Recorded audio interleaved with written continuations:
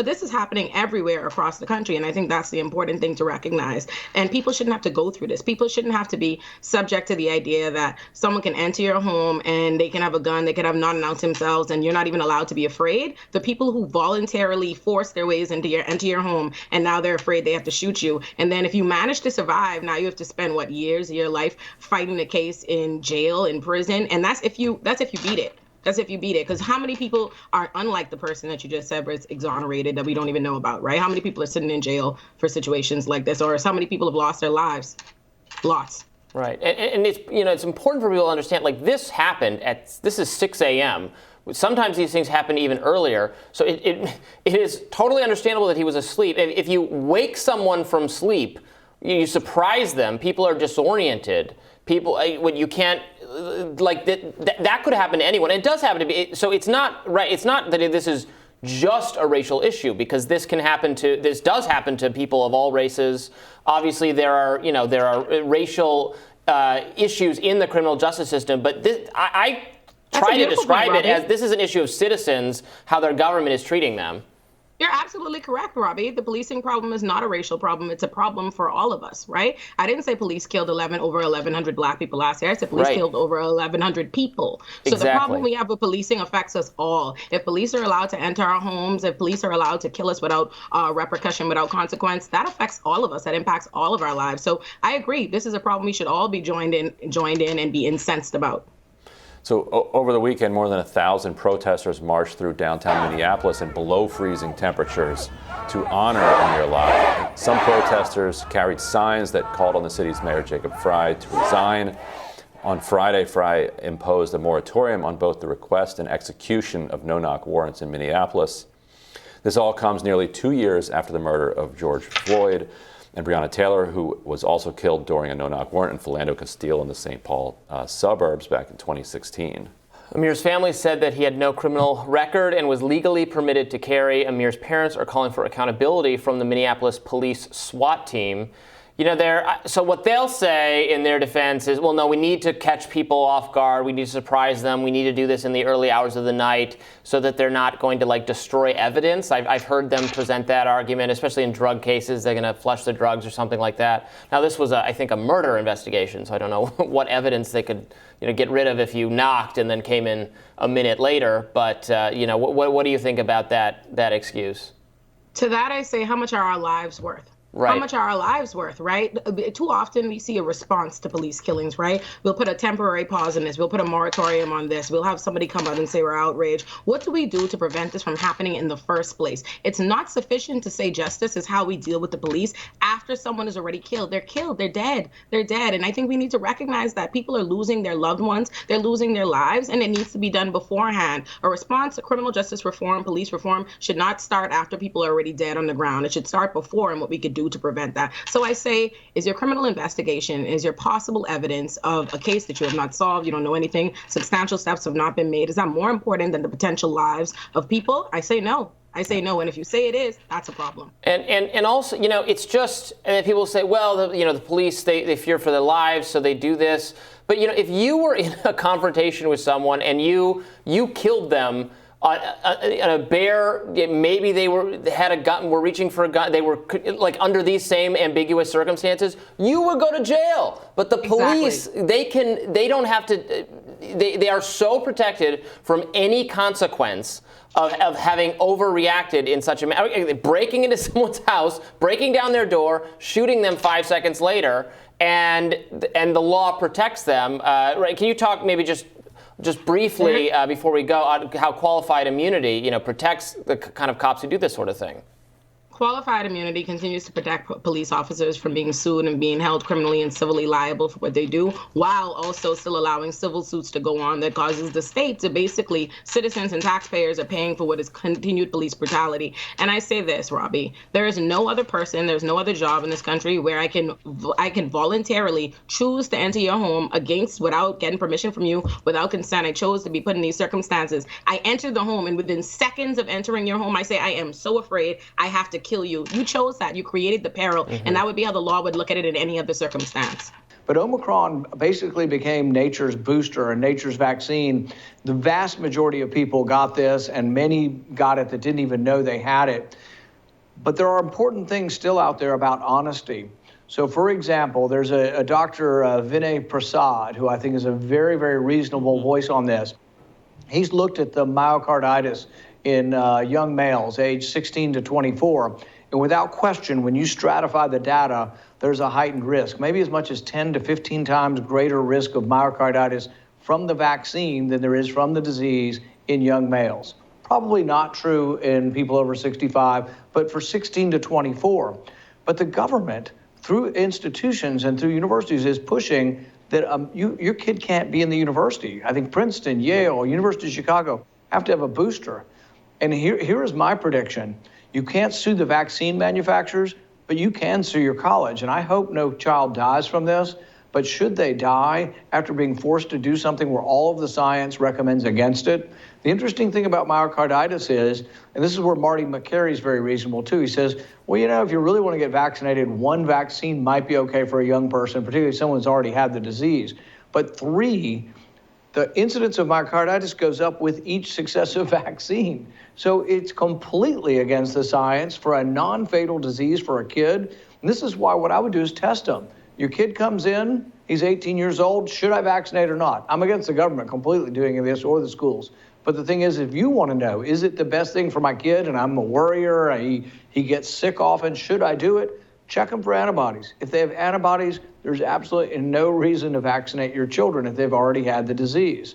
As far as the disease and the immunity waning over time, we do know that the coronavirus SARS from 2004, you check people now, 17, 18 years later, they still have immunity.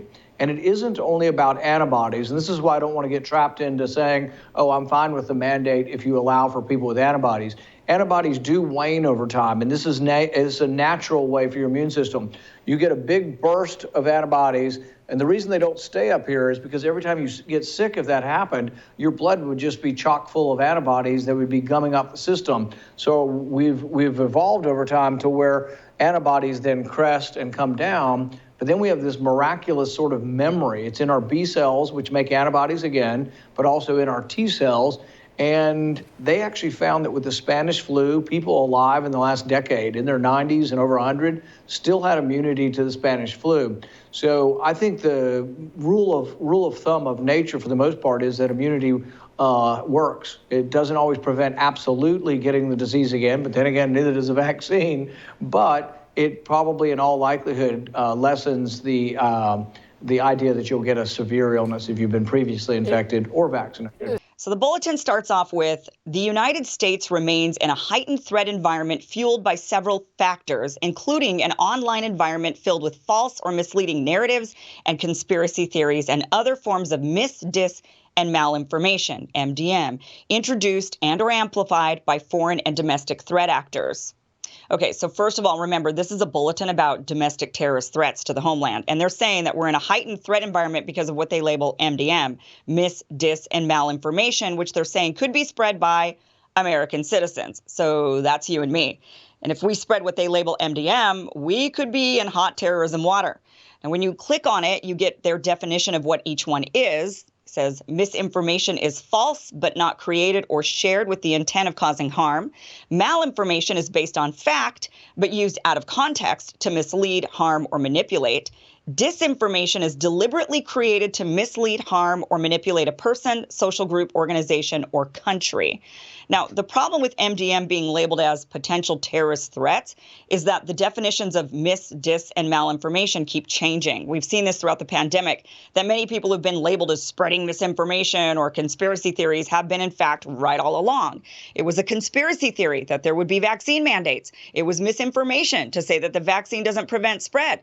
The Department of Homeland Security say people who spread MDM are possibly threat actors seeking to exacerbate societal friction to sow discord and undermine public trust in government institutions to encourage unrest, which could potentially inspire acts of violence. So they're saying if you sow discord and undermine public trust in a government institution like the CDC, FDA, the Pentagon, or Congress, that could lead to violence, which could happen to, let's say, during a protest. To prevent this, you could be labeled a terrorist threat if you're found found to be engaging in speech that undermines a government institution that could lead to any of these acts. So if they think your words might lead to a protest against the government, and that protest might then lead to a violent breakout, which could happen at any protest, you could be labeled domestic terrorists simply for dissenting. By issuing this bulletin, they've effectively given themselves the freedom to halt any dissent they don't like under the guise of it could lead to violence. They're saying it's a domestic terrorist threat, and we can't have that.